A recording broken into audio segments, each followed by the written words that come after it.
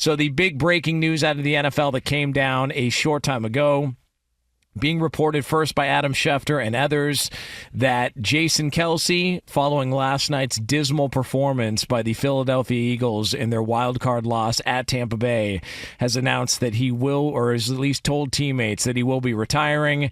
If this is it, 13 seasons in Philly, Super Bowl champ, 7 Pro Bowls, 6-time first-team All-Pro, no doubt about it, going to be a Hall of Famer 5 years from now, but made a critical error in this whole thing.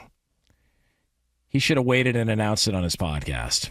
Yeah, that's true. I mean, like, why let Adam... But you are going to go listen to his podcast to hear his reasoning. Yeah, but pull the peacock. Make everybody sign up for the pod and then announce you're going to retire. Make him download, make him subscribe. Yeah, that's what he's doing. From. Pull that peacock. He's a man of the people, though, you know? You don't have to charge them to find out where this announcement's coming from. You know, my retirement brought to you by, and then do something like that. You could sell it. You could have got the retirement sponsor. Yes. Who's the best retirement sponsor? Is like a funeral home? Yeah, that or a golf like resort. A casket company.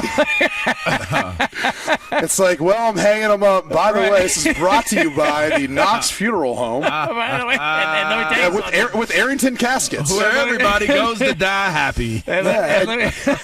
Pre-purchase your casket, your home for the rest of eternity. And we've already got Arrington caskets. Everybody has a smile. And we've already got several clients, I can assure you. So, oh, jeez.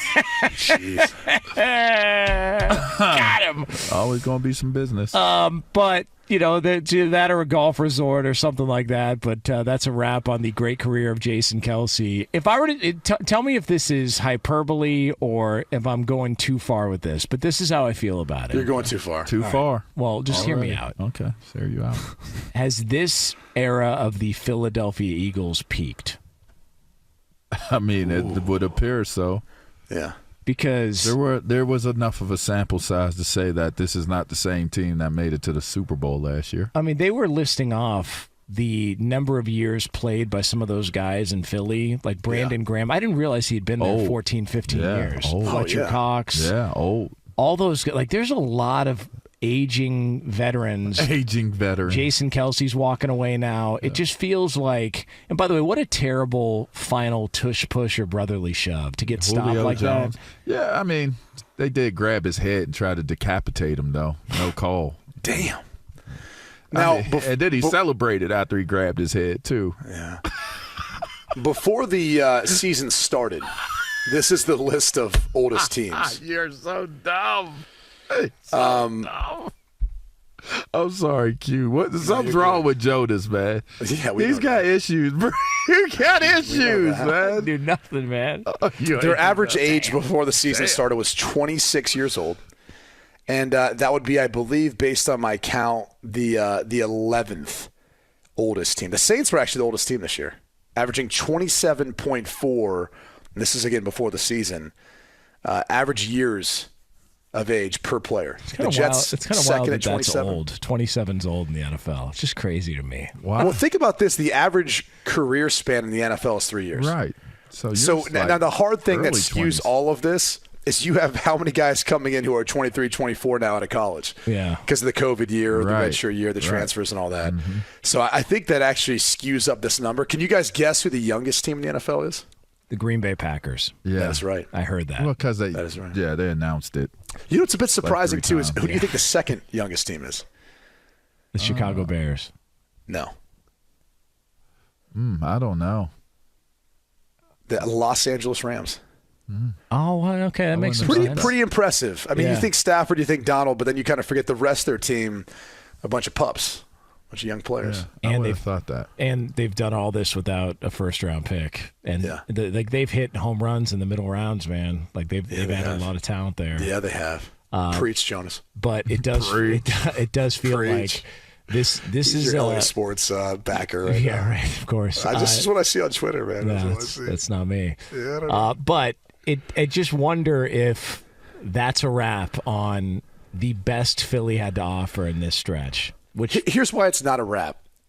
Couldn't the Dallas Cowboys be going through a change? I mean, let's just talk about Dallas for a second and the Dak situation. Mike McCarthy is going to receive all of the attention because there's a really good chance he's not their head coach next year. Ooh, Dak was bad.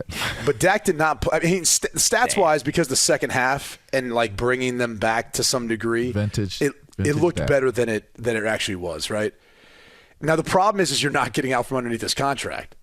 I mean, Dak Prescott's cap hit next year is huge. It's enormous. I want to say it's like $60 million next year alone.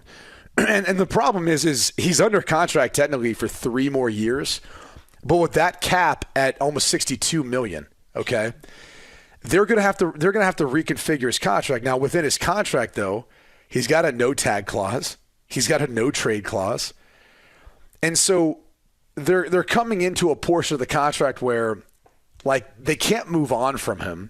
I guess they could technically, but that'd be a ton of money against the cap. If they just want to outright release him, it'd be hard to trade him because of the cap figures next year. So they're going to have to look at renegotiating this number to make it more tradable in the future. But again, he's got a no trade clause, so he gets the last say in whether or not he wants to go to that particular destination.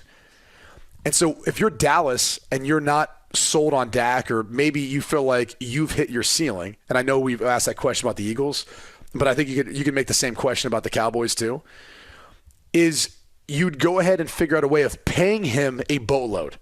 Like Dak Prescott could get, in order to restructure his contract, a huge signing bonus that gets spread out through the next couple of years, 2 or 3 years, in exchange for waiving the no tag clause, waiving the no trade clause, which is probably more important.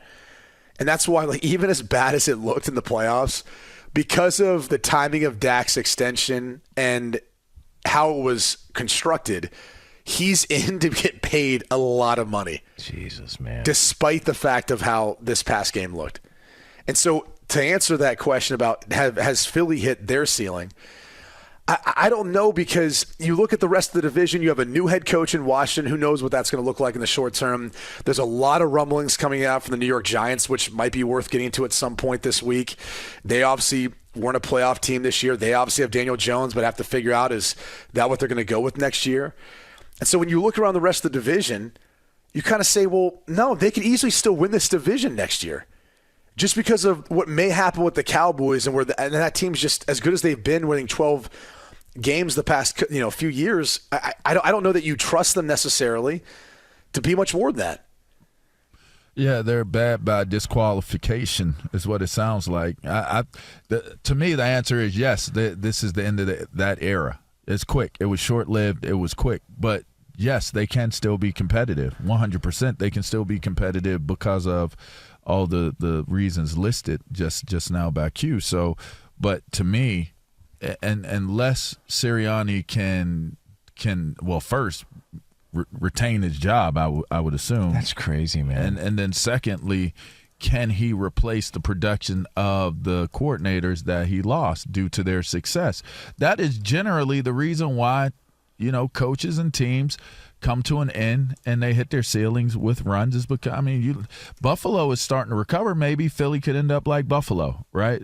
Buffalo lost coordinators. They kind of went through a little transitional stage. That was kind of their own volition there, though. Yeah, well, one of them. Yeah, at least one of them. Dorsey. But at the end of the day, I think that you look at this Eagles team, and personnel-wise, they have the makings on the defensive side to be really, really good for a long time. If you keep the offensive side, especially the receiving core, if you can hold the receiving core together, that's not bad at all. You got a running back, that's not bad at all. You got a quarterback, that's not bad at all.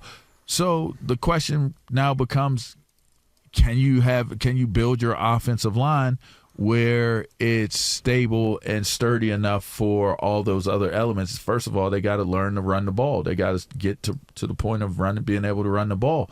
Secondly, you got to be able to protect your quarterback when you're throwing the ball. If they can do those two things, they can turn it around in Philadelphia.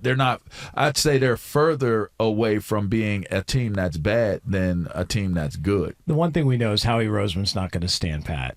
Like, he's going to make moves.